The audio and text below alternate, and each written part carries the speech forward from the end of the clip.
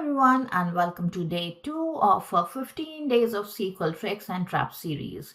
Today we are going to discuss another very common SQL trap, and also we have a fun SQL riddle for you to solve towards the end of this video. So stay tuned. Have you ever wondered why count star, count 1 and count column sometimes give different results? Today we'll break down these count functions in SQL Server with a single demo query. We have 6 orders in our orders table. You will notice 2 things. One amount is null and one customer ID is null. This will help show how count behaves differently. So in our query, we are going to use count star.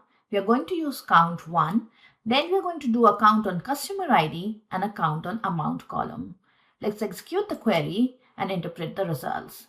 You will see that count star counted all the 6 records in the table, including nulls. So if you want to get a total row count for your table, you can use the count star. Count 1 also has the similar result of 6 as row count, which means it also counted all the records in the table. The way it works behind the scenes is that it counts 1 for every record in the table, and therefore it ends up giving you the total count of the table just as count star.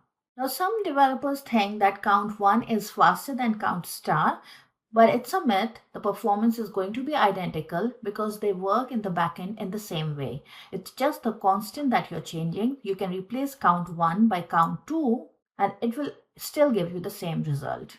Next, we perform a count on a column customer ID. So we earlier saw that one record had null in the customer ID. So whenever you're doing a count on the column name, it will only count those records which have a not null value for that column. And that's why the count here is 5. Similarly, for the count on amount column, since we had one source record with null in the amount column, the output is 5. Now that you know the subtle differences between count star, count 1 and count column, it's time for the SQL riddle for day 2. And here it's on your screen.